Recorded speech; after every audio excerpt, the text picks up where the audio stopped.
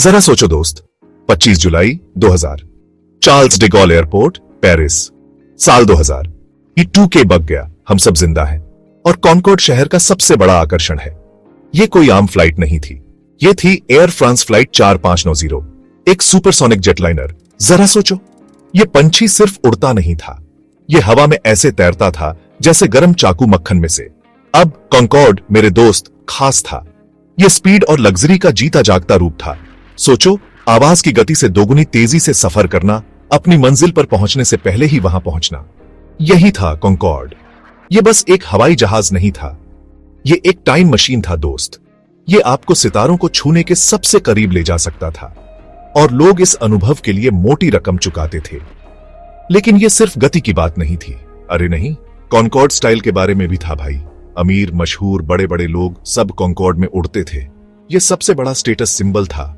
आप उस हवाई जहाज से उतरते थे तो ऐसा लगता था जैसे करोड़पति हो।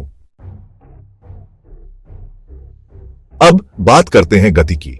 कॉनकॉर्ड मैच 2 की गति से यात्रा करता था, यानी आवाज की गति से दोगुनी तेज, लगभग 1350 मील प्रति घंटा। अब इसे मैं कहता हूं रफ्तार। अगर आपको समझाऊं तो पेरिस से न्यूयॉर्क की एक आम फ्लाइट में लगभग 8 घंटे लगते हैं, कॉनकॉर्ड में 3.5 घंटे। समय की बचत, रोमांच दोगुना। लेकिन इस गति की एक कीमत थी, एक सोनिक बूम। जोर की गड़गड़ाहट की कल्पना करो, ऐसा ही होता था जब कॉनकॉर्ड ध्वनि की गति को तोड़ता था। खिड़कियां हिल जाती थीं, लोग ऊपर देखते थे। लेकिन ऐसी तकनीकी चमत्कार के लिए ये एक छोटी सी कीमत थी। ये एक याद दिलाता था कि आप कुछ असाधारण देख रहे हैं। लेकिन ये फ्लाइट 4590 ये बस न्यूयॉर्क नहीं जा रही थी, ये एक चार्टर्ड फ्लाइट थी दोस्त। जर्मन पर्यटकों का एक ग्रुप जो कैरिबियन में एक लग्जरी क्रूज पकड़ने के लिए उत्साहित था। वो सपने की जिंदगी जी रहे थे।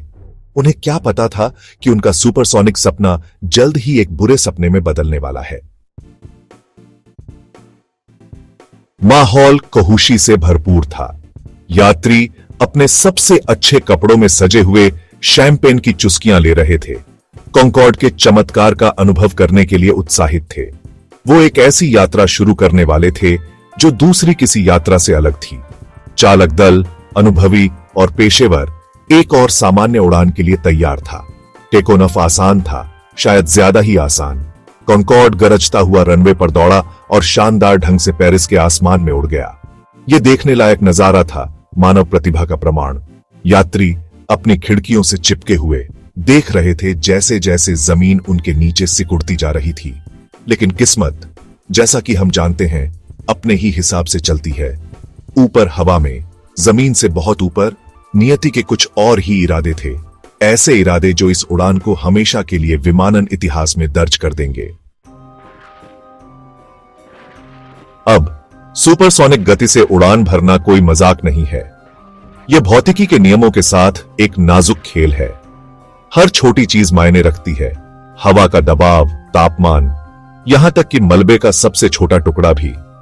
और उस मनहूस दिन दुर्भाग्यपूर्ण घटनाओं का सिलसिला शुरू हो गया, जिसने इस तकनीकी चमत्कार को एक त्रासदी में बदल दिया। देखो, टेकोनफ के दौरान धातु का एक छोटा सा टुकड़ा, बस एक पट्टी, रनवे पर दूसरे हवाई जहाज से गिर गया। एक छोटी सी चीज, लगभग महत्वहीन। लेकिन कॉनकॉर्ड जिस गति से यात्रा कर रहा था, उसमें एक छोटी सी वस्तु भी गंभीर नुकसान पहुंचा सकती थी। और ठीक यही हुआ। धातु का यह छोटा सा टुकड़ा किसी बॉलीवुड फिल्म के खलनायक की तरह कॉनकॉर्ड के एक टायर को पंचर कर गया। अब आप सोच रहे होंगे, जाकिर भाई, ये तो बस एक टायर है। लेकिन यह कोई आम टायर नहीं था। यह अविश्वसनीय गर्मी और दबाव का सामना करने के लिए डिजाइन किया गया एक खास टायर था। और जब यह फटा तो इसने पूरे हवाई जहाज में शॉकवेव्स भेज दी। भाग 5। आसमान में आग। फटे टायर ने मलबा उड़ा दिया, जिससे ईंधन टैंक क्षतिग्रस्त हो गया और ईंधन लीक होने लगा। अब विमानन ईंधन के साथ चीजें पलक झपकते ही बुरी से बदतर हो सकती हैं। और ठीक यही हुआ। एक चिंगारी शायद बिजली व्यवस्था से लीक हो रहे ईंधन को जा लगी। जरा उस डर की कल्पना करो दोस्त। आप आवाज की गति से दोगुनी तेजी से उड़ रहे हैं, नीचे दुनिया को खिड़की से देख रहे हैं और अचानक आपको आग दिखाई देती है। बस छोटी मोटी आग नहीं, बल्कि आपके हवाई जहाज के पंख को अपनी चपेट में लेती हुई प्रचंड आग। दहशत फैल गई। पायलट जितने कुशल थे, हवाई जहाज को नियंत्रित करने के लिए बहादुरी से लड़े। उन्होंने इमरजेंसी लैंडिंग करने की कोशिश की, लेकिन नुकसान बहुत ज्यादा हो चुका था। आग फैल रही थी और आग की लपटों में घिरा हवाई जहाज तेजी से नीचे गिर रहा था। सपनों की उड़ान एक बुरे सपने में बदल गई थी। भाग 6, दुर्घटना और उसके बाद। टेक ऑफ के कुछ ही मिनट बाद क्षतिग्रस्त कॉन्कॉर्ड धुआं और आग का निशान छोड़ता हुआ पेरिस के बाहर गोने से शहर के एक होटल में जा गिरा। टक्कर भयानक थी। हवाई जहाज में सवार सभी 100 यात्री और चालक दल के 9 सदस्यों की मौत हो गई। साथ ही जमीन पर मौजूद 4 लोग भी मारे गए। यह अकल्पनीय डर का दृश्य था। दुनिया ने सदमे और अविश्वास में देखा।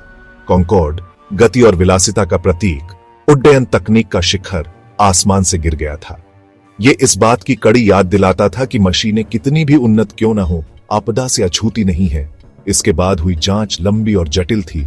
दुनिया भर के विशेषज्ञों ने दुर्घटना की ओर ले जाने वाली घटनाओं को बहुत सावधानी से जोड़ा, लेकिन एक बात साफ थी, यह घटनाओं का एक सिलसिला था, एक दुखद क्रम जो अकल्पनीय क्षति में समाप्त हुआ। भाग 7, एक प्रतीक का जमींदोज होना। एयर फ्रांस फ्लाइट 4590 की दुर्घटना ने विमानन उद्योग को हिलाकर रख दिया।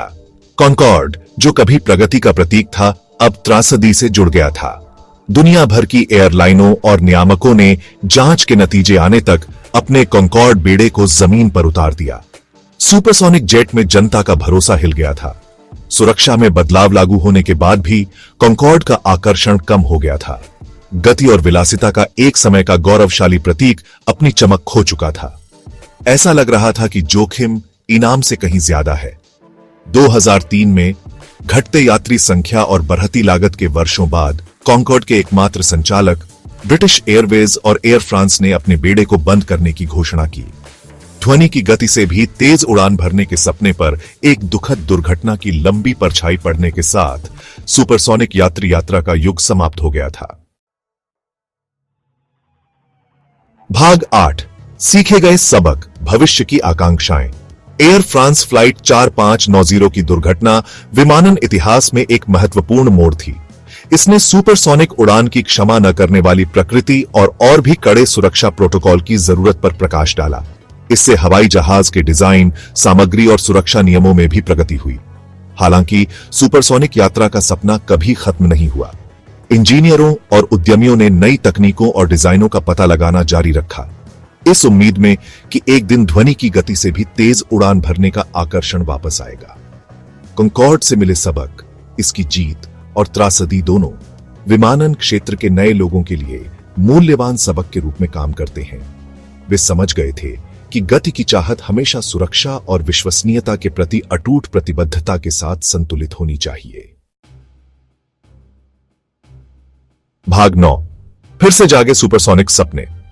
आज हम सुपरसोनिक उड़ान में एक नए युग के मुहाने पर खड़े हैं। दुनिया भर की कंपनियां नए सुपरसोनिक हवाई जहाज विकसित कर रही हैं, जो तेज यात्रा के समय शांत सोनिक बूम्स और बेहतर सुरक्षा सुविधाओं का वादा करते हैं। ये नए जमाने के सुपरसोनिक जेट कॉन्कॉर्ड से मिले सबक को ध्यान में रखते हुए डिजाइन किए जा रहे हैं। इनमें जोखिमों को कम करने और सुरक्षा को बढ़ाने के लिए उन्नत सामग्री, परिष्कृत कंप्यूटर सिस्टम और नवीन इंजन तकनीकों को शामिल किया गया है। लंदन से न्यूयॉर्क की यात्रा 3 घंटे से भी कम समय में करने का सपना, गति और नवाचार के जरिए दुनिया को छोटा करने का सपना फिर से जाग रहा है।